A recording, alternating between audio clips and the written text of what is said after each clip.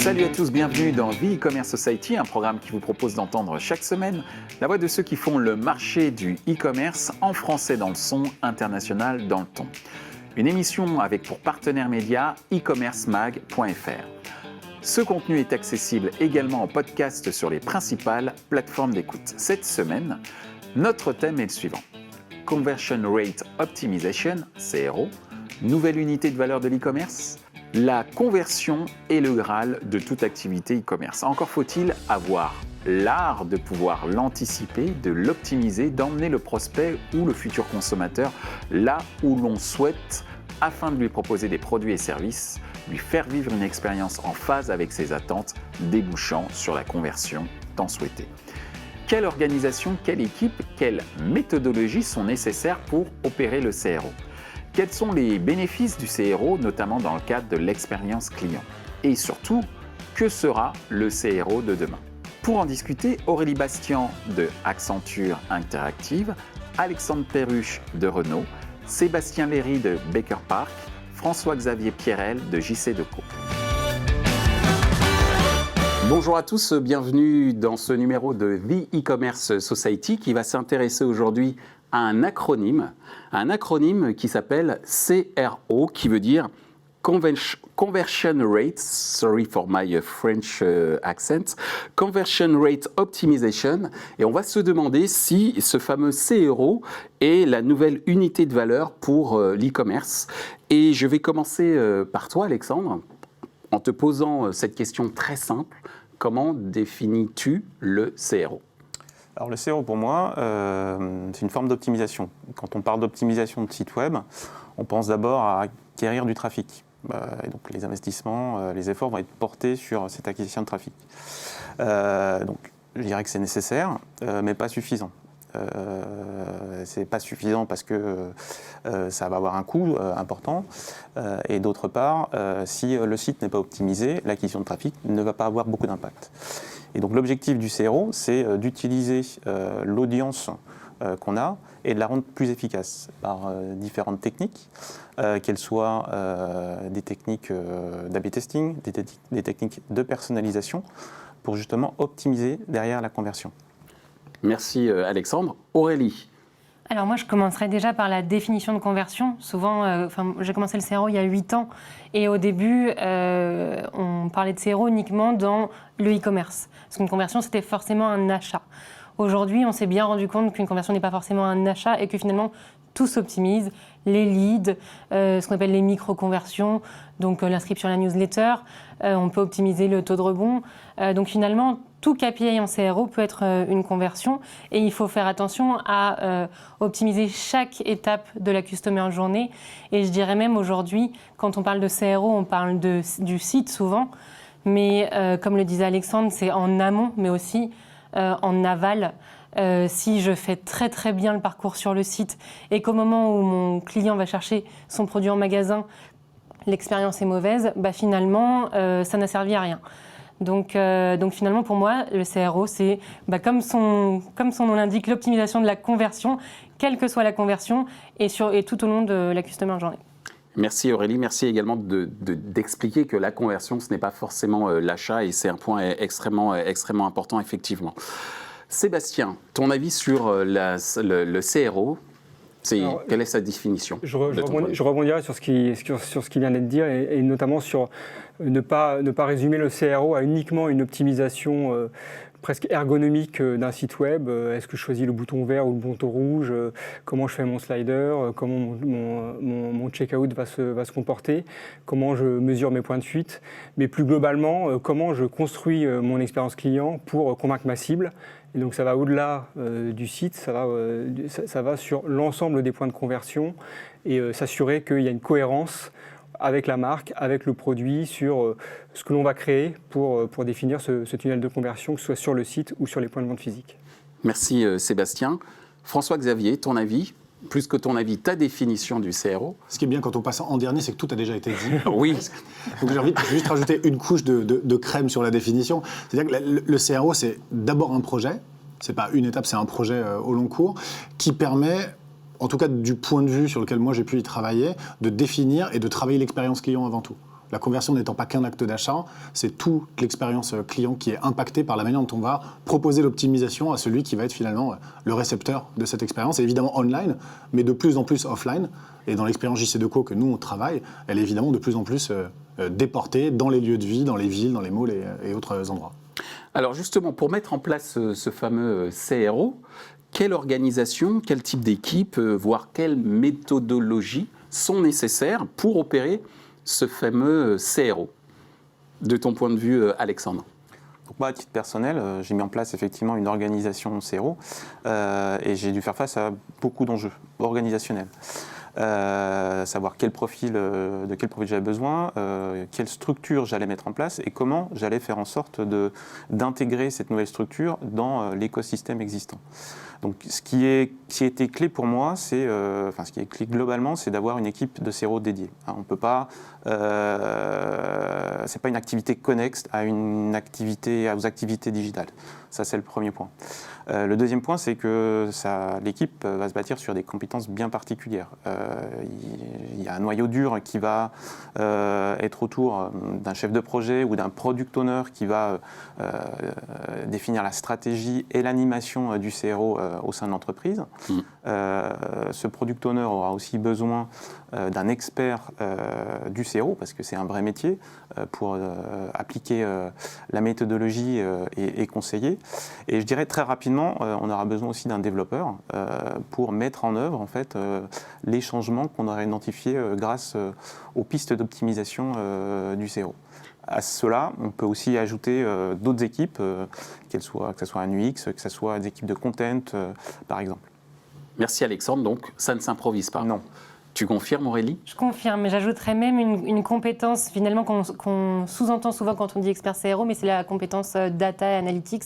Aujourd'hui, il y a deux méthodes, deux pratiques dans le CRO. Des gens qui font plutôt de l'UX et qui vont faire des recommandations basées sur ce qu'ils savent en UX, et des personnes qui viennent plutôt de l'analytics et de la data, qui vont identifier les pain points dans le customer journey et proposer des idées. Selon moi, et c'est un avis purement personnel, faire l'un ou l'autre n'est pas très efficace. Il faut forcément mixer les deux. Et aussi pour beaucoup de petits annonceurs qui n'ont pas forcément les moyens de mettre toute une équipe en place, ils pensent qu'avec une plateforme d'A/B testing, on n'a pas forcément besoin d'un développeur parce qu'aujourd'hui, avec ce qu'on appelle le WYSIWYG, donc what you see is what you get, on peut changer la couleur d'un bouton, échanger deux éléments. Très rapidement, on va être limité et on va vouloir aller plus loin. Donc ne négligez pas le coût du développeur, même si ce n'est pas un plein temps, ce n'est pas très grave, mais c'est indispensable. Et l'autre point, en complément de ce qu'a dit Alexandre, c'est la nécessité de prendre en compte la différence entre des organisations, entre je suis une entreprise française avec une équipe où j'adresse purement la France ou un autre pays, et je suis une entreprise internationale et devoir gérer du CRO avec finalement la même stratégie, mais sur différents marchés, donc pas forcément la même application. Je vais devoir prendre en compte un besoin de pédagogie avec les différents pays. Tous les pays n'ont pas la même maturité en CRO. On sait que le UK et la Russie, par exemple, sont des pays qui sont très matures. On a d'autres pays qui le sont beaucoup moins, où c'est un sujet qui est assez nouveau. Donc finalement, il faut que j'arrive à m'adresser à ces différents pays, à m'adapter à leurs besoins. Et puis, finalement, il y a une question qui se pose beaucoup au sein de notre projet, c'est est-ce que je dois mettre le même site, finalement, en Espagne et en Allemagne, par exemple. Et encore en parlant que de l'Europe, parce que ça devient encore plus compliqué quand on agit sur différents continents. Finalement, c'est des questions où le CRO est une vraie base de connaissances. On peut essayer de faire les mêmes expériences et voir si on a les mêmes réactions, et aussi essayer de faire des expériences adaptées. Donc finalement, il y a un socle qui est certain sur les compétences en analytics, en UX, en gestion de projet et en développement. Idéalement, travailler main dans la main avec l'équipe content, l'équipe acquisition, CRM, médias, etc. Et puis après, chaque entreprise va devoir l'adapter à ses enjeux, à ses problématiques, ou au contraire à ses forces, comme l'international. Et donc, il n'y aura forcément pas deux équipes CRO identiques dans deux entreprises. Merci Aurélie pour ces précisions qui montre qu'il y a une sorte d'adaptation de la stratégie CRO en fonction des réalités culturelles ou organisationnelles selon les pays ou selon les entreprises, si j'ai bien compris. C'est ça. Merci. Sébastien, de ton point de vue, quelle organisation, quelle équipe, quelle méthodologie pour opérer justement ce fameux CRO ? Alors, mon avis, c'est que je pense qu'il y a un prérequis à la définition d'une organisation ou penser une organisation pour améliorer le CRO. C'est exactement avoir une compréhension fine dans l'entreprise et partagée de comment se construit la performance de conversion sur son marché et dans l'entreprise en particulier. Pourquoi ? Parce que c'est ce qui va nous permettre de connaître quels sont les acteurs et les différents canaux et les différentes compétences qui sont impliquées dans la conversion, et ce qui évitera ce que j'ai précédemment cité, c'est-à-dire les ruptures de tunnels de conversion parce qu'on passe d'un canal à un autre. J'ai deux exemples, un B2B et un B2C en tête. L'exemple B2B assez classique d'un client d'un lead qui va aller ouvrir un email, ensuite consulter un livre blanc, et puis qui décide de façon unilatérale de se rendre dans un salon B2B pour rencontrer la marque, qui ne va pas être reconnue et qui va être traité comme un lead froid, alors que c'est un lead ultra chaud et qui pourrait être converti sur le salon, simplement parce qu'on aura une rupture d'expérience, on n'y arrivera pas. Et je suis particulièrement sensible au sujet parce que chez Baker Park, c'est exactement ce que l'on travaille, c'est-à-dire l'optimisation de la conversion dans l'univers physique.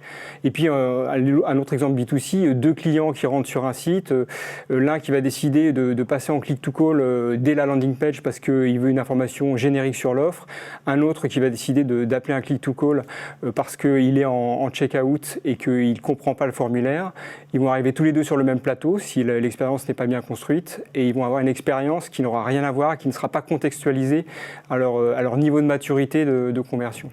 Donc l'important, c'est bien de relier les différents canaux et de comprendre exactement comment se construit la performance dans son métier. Merci Sébastien pour ces différents points. De ton point de vue, François-Xavier, j'allais dire la vision chez JC2Co sur le mode d'organisation, les équipes, les méthodologies pour mettre en place une stratégie CRO. Bon, sur la partie CRO, j'ai deux, trois commentaires. Le premier, sous l'angle JC2Co, nous, la CRO, on n'est pas un site e-commerce à proprement parler, donc on est moins contraint par rapport à toutes ces organisations. En revanche, on fait de la CRO pour nos propres applications. L'équipe que j'encadre développe des applications, on les met à disposition de nos marchés et de nos différentes parties prenantes.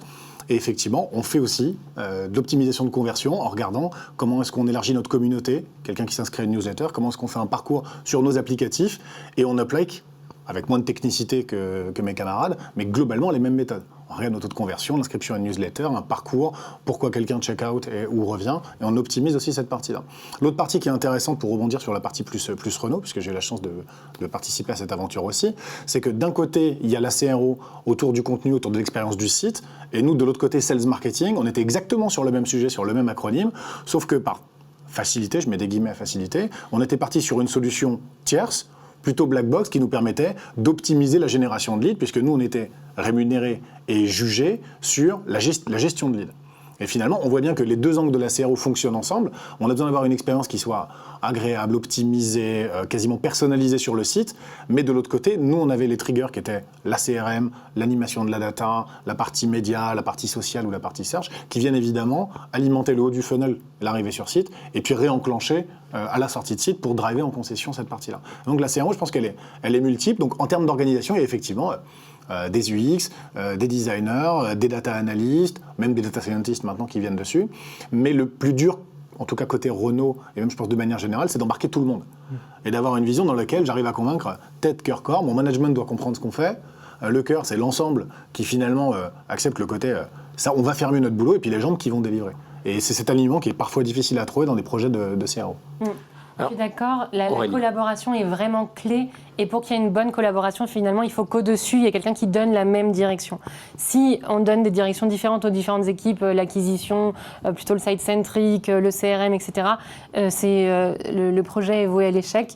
Il faut forcément qu'il y ait la même direction et une véritable collaboration. Alors évidemment, dans des entreprises comme Renault, il y a tellement de personnes qu'on ne peut pas travailler ensemble au quotidien, mais par contre, il faut au moins qu'on puisse régulièrement avoir un point de contact et s'assurer que finalement on a la même stratégie de segmentation, des audiences à peu près cohérentes, même si bon, c'est pas forcément évident sur différents métiers, mais c'est vraiment un indicateur clé.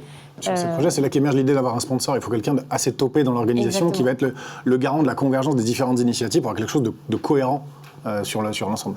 Alors, ce que je retiens également sur ce qui s'est dit jusqu'à présent, quand on évoque la CRO et qu'on évoque la définition, ou même l'organisation des équipes, etc., tout ça, quand même, est au service de l'expérience client. C'est un mot, d'ailleurs, que vous avez évoqué à plusieurs reprises. Alors, justement, quels sont les bénéfices du CRO dans le cadre de cette fameuse expérience client, Alexandre? Pour moi, les bénéfices du CRO vont bien au-delà de l'expérience client. Tout d'abord, du fait que ce soit une approche assez novatrice, itérative et d'amélioration continue, on a quand même relativement rapidement des bénéfices et on arrive à améliorer rapidement la conversion. Et ça, je pense que c'est quelque chose à bien prendre en compte. On n'a pas un effet tunnel. Donc on arrive à avoir de la valeur rapidement. Deuxième chose, c'est que si le CRO, vous en parliez juste avant, si c'est intégré dans une vraie stratégie de marketing digital, si c'est au cœur de cette stratégie, c'est un vrai levier pour améliorer l'expérience client. Moi, en l'occurrence, chez Renault, c'est vrai que globalement, dans le monde automobile, les parcours digitaux sont aujourd'hui sont au cœur du parcours d'achat. Les parcours d'achat sont de plus en plus réduits. Et le fait de pouvoir avoir des outils ou une démarche de personnalisation va faire en sorte qu'on met le client au centre et permettre justement de forcer à améliorer l'expérience client. Et l'autre point important en termes de bénéfices, c'est que je dirais que l'approche CRO permet aussi de désiloter et d'agiliser en fait l'entreprise. À partir du moment où il y a un chef d'orchestre ou une chef d'orchestre, c'est en tout cas ce que j'ai compris. Mais on est forcé de travailler et d'avoir les mêmes objectifs que nos collègues de l'activation client, du CRM, et d'aller dans le même sens. Donc ça, c'est un vrai gain, je dirais. Merci Alexandre. Aurélie? Pour moi, il y a le bénéfice côté client. En effet, le CRO, donc on l'a dit, le CRO d'un point de vue site-centric, c'est à la fois de l'A/B test pour permettre d'améliorer l'expérience utilisateur, mais aussi surtout de plus en plus la personnalisation. Ce qui veut dire que, par exemple, quand je viens sur le site de Renault, je peux très bien vouloir avoir une information, je peux très bien vouloir acheter une voiture, mais je peux très bien aussi avoir ma voiture, et vouloir avoir des renseignements sur le prix de la révision de mes pneus. Si quand j'arrive sur le site, je mets énormément de temps à trouver cette information, c'est parce que finalement c'est le même site pour tout le monde. Plus on va aller dans de la personnalisation et plus on va pouvoir identifier que l'utilisateur qui est sur le site a déjà un véhicule, l'a depuis tant de temps. Donc s'il l'a depuis très peu de temps, ça veut dire que il n'est pas forcément tenté d'en acheter une autre. Et finalement, notre travail, c'est aussi de réussir à rendre cette expérience qui va être plus personnalisée, donc plus agréable pour l'utilisateur. Et finalement, ce qui intéresse le plus beaucoup d'entreprises, c'est le bénéfice d'un point de vue business. Donc, comme l'a dit Alexandre, les retours sur investissement peuvent être assez rapides. Attention néanmoins, souvent quand on commence le CRO, on s'attend à ce que toutes nos expériences soient positives. Donc, il faut savoir qu'en moyenne, sur le marché, à peu près 50% des expériences sont positives. Et quand je dis positive, ça peut être de très peu. Il ne faut pas s'attendre non plus à doubler son chiffre d'affaires dans le premier mois. Et 50%. Entre guillemets, hein. Quand je dis les 50% et que tu dis il n'y a pas de très très positif, il peut y avoir des plutôt positifs. C'est ça que je voulais dire. Quand je dis positif, c'est-à-dire que la variation est meilleure que l'original, donc l'idée était meilleure que ce qui était avant. Et puis 50% sont soit neutres, soit négatifs. Donc il ne faut pas être frustré quand on commence à faire 1, 2, 3 tests et que ça ne marche pas. Finalement, moi ce que je répète souvent à mes clients, c'est qu'un test négatif, ce n'est pas une mauvaise chose, c'est une nouvelle façon d'apprendre. Et on sait maintenant que c'est négatif. Avant le CRO, qu'est-ce qui se passait ? J'avais une idée, donc le directeur artistique avait une idée. On faisait une mise en prod, donc on l'implémentait. Donc il y avait d'énormes équipes qui faisaient du design, qui développaient tout le site. Il fallait souvent attendre 6 mois pour la prochaine mise en prod. On le lançait et on se rendait compte, on mettait parfois plusieurs mois à se rendre compte que ça ne marche pas. Maintenant, aujourd'hui, je rebondis sur l'agilité. On a une idée, on a un débat interne, très bien, on arrête le débat. Donc déjà, on fait des réunions normalement plus courtes. On teste les différentes variations, ça marche, on le garde, ça ne marche pas, on le teste, c'est neutre, on teste quelque chose d'autre. Et donc, ça permet vraiment d'avoir des cycles de décision qui vont être raccourcis et d'être sûr que ce qu'on va vraiment implémenter est vraiment efficace. Donc une bonne expérience client, mais aussi une bonne expérience interne exactement. Dans la mise en place de nouveaux projets. Et si je peux, Alexandre, oui. Si je peux ajouter un point, c'est que ce qui est important, c'est aussi de donner des objectifs et ne pas vouloir croire que le CRO va, par un coup de baguette magique, tout solutionner et optimiser.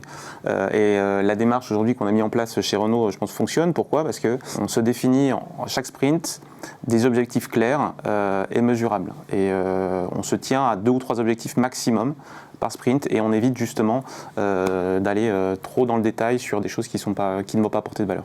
Merci Alexandre pour ces précisions, merci Aurélie pour cet exposé sur effectivement les différents chiffres clés sur cette notion d'expérience positive notamment et moins positive.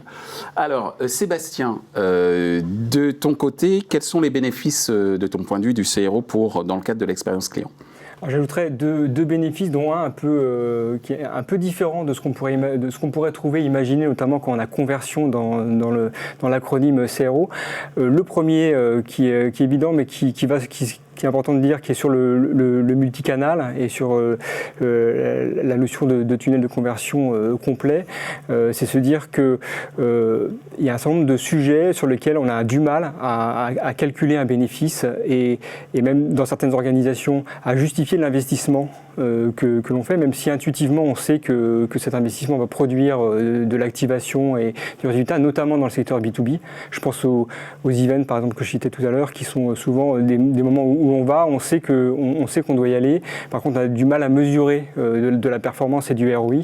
Et dans cette logique, rentrer dans une démarche de CRO et de la méthodologie permet de rendre beaucoup plus tangible le bénéfice que l'on va avoir face à l'investissement. Et puis le deuxième, qui est presque du reverse engineering, qui est de se dire, à un moment donné, cette méthodologie qui est comme une méthodologie de mesure, de testing et d'analyse pratiquement quotidienne, va aussi permettre à un moment donné de se retourner vers ceux qui créent les offres et le produit ou la communication pour poser des questions et aussi forcer l'organisation à préciser quelle est exactement la différenciation qu'elle a sur son marché, quelle est la valeur ajoutée de son offre sur son marché, parce que l'un des bénéfices de cette méthodologie, c'est d'aller comprendre finement exactement quels sont les leviers d'activation.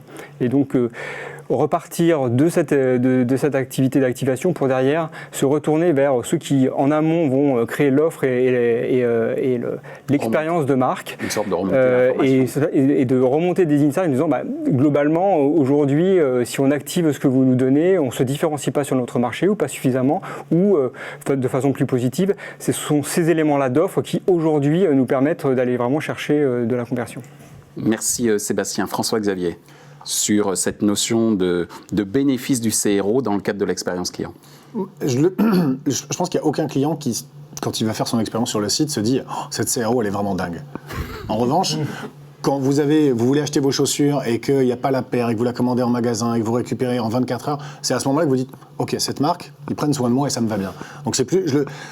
Je le vois plutôt a posteriori côté client et pas dans l'instant. En revanche, il y a un bénéfice qui est indirectement piloté par les équipes en charge de cette CRO, qui est de récupérer finalement des informations sur les parcours des gens sur les sites, ce sur quoi ils passent du temps, qui permettent de dégager des personas, qui permettent de dégager des typologies de clients, et donc d'avoir des insights pour la partie créa, d'avoir des insights pour la partie commerce, et de travailler avec les différentes équipes. Donc le bénéfice client, je le vois plus en indirect. Une fois que les insights sont disponibles, si vous avez les bonnes équipes autour de la table, vous pouvez assez vite vraiment optimiser les différents items qui font l'expérience, et vraiment sans oublier la partie offline. Et on a tendance à vraiment focaliser sur la partie on. Tout ce qui se passe dans les magasins fait partie de cet ensemble-là. Et c'est pour moi, tous les insights que vous glanez sur un site dans l'expérience peuvent aussi alimenter ce que vous allez proposer en magasin. Et trouver ces points d'équilibre est probablement là où le plus gros bénéfice se situe pour les clients, de ne pas avoir cette disruption dans son engagement avec la marque et dans son expérience client.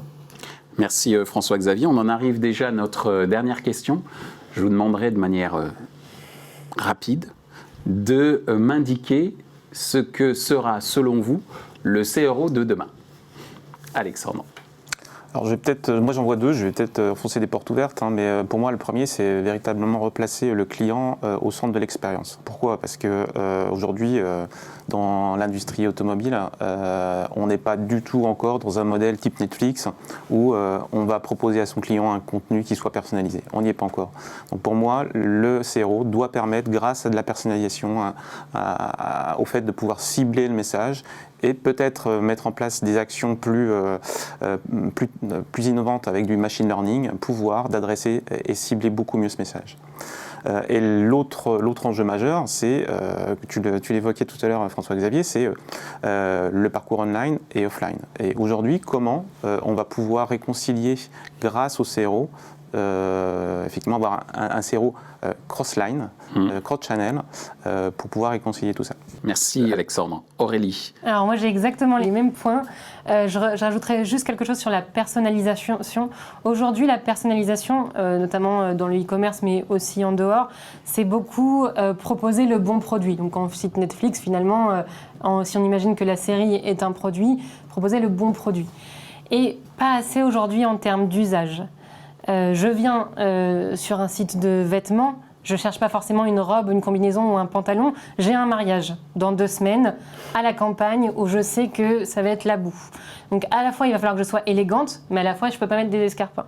Finalement, qu'est-ce que vous me proposez ? Je m'en fous d'être en robe, en pantalon, j'ai juste un besoin. Et répondez-moi à ce besoin et essayez pas forcément de me vendre une robe parce que j'ai demandé une robe. Et ça, c'est un chemin qui va être long, parce qu'aujourd'hui, c'est complètement différent de ce qu'on fait. On réfléchit vraiment aux produits, catégorie produits, et pas assez moment de vie. Mais c'est la même chose quand j'achète une voiture. Je vais avoir un enfant, j'ai une petite voiture, il va me falloir une plus grosse voiture pour mettre ma poussette, mais finalement, le modèle, ça m'est égal. C'est une sorte d'industrialisation de la personnalisation, en fait. C'est ça. Industrialisation est basée plus sur les moments de vie et les usages que sur le produit. Aujourd'hui, on reste quand même très product-centrique et on parle de user-centric, mais en vérité, je parlerais de usage-centrique. Et sur le point multicanalité, on en a beaucoup parlé aujourd'hui. Pour moi, c'est aussi l'avenir du CRO. En effet, il va falloir l'adresser à toutes les étapes de la Customer Journey, mais on a de nombreux challenges pour y arriver. D'un point de vue organisationnel, on l'a vu, plus on est dans des grandes entreprises, plus les personnes qui gèrent ces différentes équipes se connaissent même pas. Donc, comment ils peuvent définir une stratégie commune, sachant qu'ils ne savent pas qui ils sont. Donc, il va falloir faire un vrai effort côté annonceur de changer de mindset pour pouvoir permettre cette mutation, mais aussi d'un point de vue outil. Aujourd'hui, on a des outils CRM, on a des outils d'A/B testing et de personnalisation, on a des outils médias. Alors, de plus en plus, c'est des suites avec chaque outil et il y a des liens, mais même dans les suites qu'on peut voir aujourd'hui avec des outils pour tout faire, les liens ne sont pas si évidents qu'on pourrait le croire. Et encore moins, alors je ne parle même pas de l'offline, où là, clairement, même s'il y a des suites, le lien est très compliqué. Donc finalement, en effet, ça va passer et par l'ultra-personnalisation et par une omnicanalité. Mais d'abord, aujourd'hui, finalement, je pense qu'on a, d'un point de vue savoir et technologique, on pourrait avoir tous ces moyens-là, mais on n'a ni l'organisation, ni les outils. Il faut savoir l'orchestrer, en fait. Et c'est ça. Exactement. Merci Aurélie. Sébastien, ton avis sur le CRO de demain ? Alors, à l'omnicanalité et cette logique d'avoir un CRO holistique pour l'ensemble des points de contact du client, j'irai un poil plus loin sur ce qu'on pourrait considérer comme l'expérience humaine, c'est-à-dire lorsqu'on parle de online et offline, dans le offline, il y a souvent de l'humain. Et il y a un sujet qui, à un moment donné, va devoir être adressé par ce type de méthodologie d'analyse, de testing et d'optimisation. C'est globalement comment on travaille l'expérience humaine et les interactions humaines pour les rendre plus efficaces. On peut parler d'émotion ? On peut parler d'émotion, on peut parler aussi d'efficacité, c'est-à-dire que ces moments qui sont souvent rares dans un monde de plus en plus digital et qui donc sont précieux, c'est-à-dire les moments où 2 personnes se rencontrent et vont échanger pour faire du business ensemble, que ces moments soient travaillés, testés, optimisés pour qu'ils soient à chaque fois profitables pour une partie et pour l'autre, pour le client et pour le vendeur. Merci Sébastien. François-Xavier, le mot de la fin sera pour toi. Je rebondis sur le côté émotion et offline. Je pense que la première idée qui me vient, c'est JC Deco. Bah ouais, mais tous les briefs qu'on reçoit de nos annonceurs, c'est autour de comment est-ce qu'on fait converger le mobile, le online et le off ensemble, comment est-ce qu'on crée de l'émotion pour que les gens se souviennent d'une marque. On est tellement sollicité que ça rentre vraiment dans cette partie-là. Après, le CRO de demain, moi, c'est de continuer à travailler entre ce pont entre le on et le off et avoir quelque chose qui soit... Alors, customer-centric, ça fait 10 ans qu'on en parle, c'est comme l'année du mobile. Mais de trouver, effectivement, comment est-ce qu'en réunissant les deux, on arrive à créer de l'émotion pour que les gens soient satisfaits de l'engagement avec leur marque. Eh bien, émotion, satisfaction, c'est là-dessus que se termine notre émission sur le CRO. Merci pour votre participation à l'une des toutes premières émissions de e-commerce Society. Et j'espère, en tant que parrain et marraine, vous revoir bientôt. Avec plaisir. Avec plaisir. Merci, au revoir. Merci beaucoup. Merci. Ainsi s'achève ce débat autour de la Conversion Rate Optimization, CRO. Les points à retenir de nos échanges sont les suivants. 1. La conversion n'est pas seulement un achat. 2. Il faut placer le client au centre de la réflexion CRO. 3. Une équipe dédiée et ou une chef d'orchestre assurant la coordination est impératif. Ce contenu est accessible en podcast sur les principales plateformes d'écoute. Merci à notre partenaire média e-commercemag.fr. Merci également à l'ensemble des équipes d'Atelier B pour la réalisation de ce programme. Traduction et sous-titrage par Uptown.